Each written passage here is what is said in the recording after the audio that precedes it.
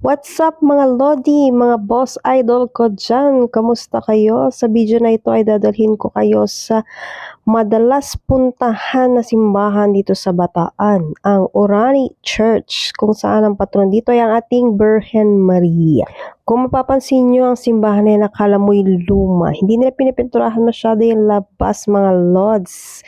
Dinadayo talaga yan kasi akala mo siya pa yung mga sinauna. Hindi ko lang masyadong alam ang history nito mga lods. Pero madalas talaga itong puntahan at isa na rin sa paborito kong dinadayo talaga. Medyo may kailayuan ito sa lugar namin, pero talagang sinasadya talaga namin to mga lods. So nagpunta kami dyan ay nag-upisa na yung misa. So tumuloy-tuloy lang kami dyan at pumasok. Kita nyo naman mga lods, akala mo lumang simbahan talaga siya mga lods. Pero siyempre inaalagaan yan at makikita nyo sa loob. Wow! Ayan. So, pumasok na kami at nagsimba muna. Nag-video lang ng konti-konti mga lods. Ayan. Alam nyo na ang ginagawa natin pag pumapasok dyan at nag-umpisa na nga yung misa. Mga lods, nung nakapasok naman na kami at nag-umpisa na yung mga misa, ay pinatay ko naman na ang telepono. Siyempre, bilang paggalang din, huwag na tayong pagdasal tayong mabuti at maigi at ipakita kung ano talaga yung intensyon ng pagpunta natin sa simbahan. So, nag-on na lang ulit ako ng video after na ng mass. So, ayan mga lods, nagtapos na, naglalabasan na sila, pero ako ay pumunta doon. Gusto ko talaga makalapit kay Father.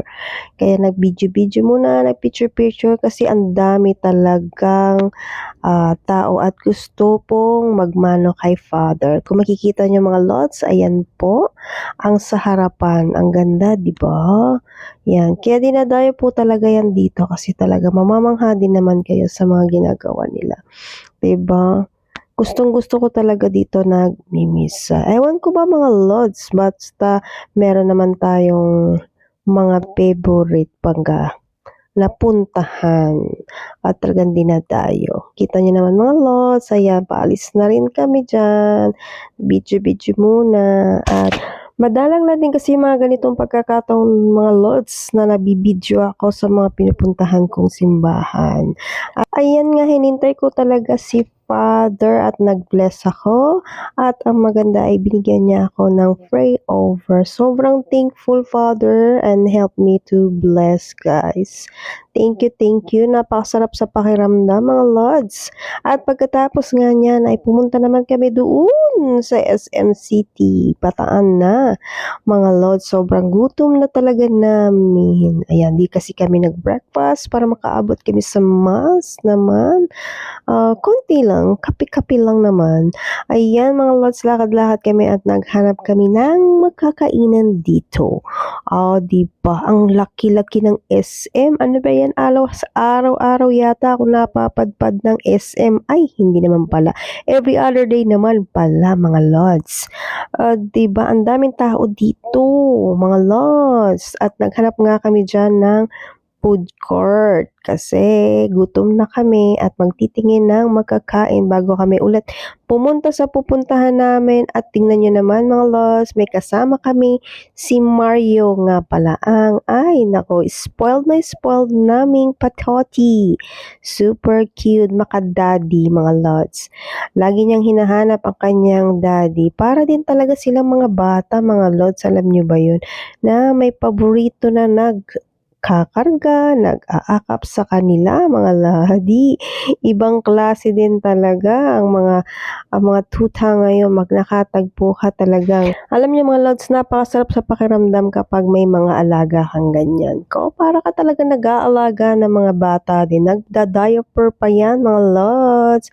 May bounding yung tubig at pagkain, hindi naman. Pwede naman siyang kumain dyan ng chicken. Dyan nga pala ako guys, nag-order ng gusto ko. I-try natin yan. Takoyaki ba yan? Diba? So, nung nakapili na ako, sila naman na magpunta at ayan na nga ang napili kong pagkain. Thank you Lord at thank you sa nag-blow out. Ay, nanlibre. Thank you. Kasi naman, naiwan ko yung wallet ko. Ewan mo, ba't nagpaiwan yung wallet ko na yun? Ulyanin na po talaga. May tacos din mga loves, pero hindi ako masyadong kumain ng tacos. Diyos kasi ay hindi pwedeng sabihin, char. Ang sarap! Guys, tara kain na. Family, family, family day to day. Thank you, Lord, for all the blessings. Say hello na lang. Ayan, magkainan muna tayo mga lods. Thank you sa mga blessings na dumarating. Pag Sunday at nagsisimba, syempre pasasalamat sa mga blessings na binibigay ni Lord and more blessings to come to all of us, guys. Kahit di ko ay kasama, tara keep on praying lang at laban lang sa hamon ng buhay araw-araw. Thank you for watching. Thank you sa inyong suporta at pagmamahal. Love, love!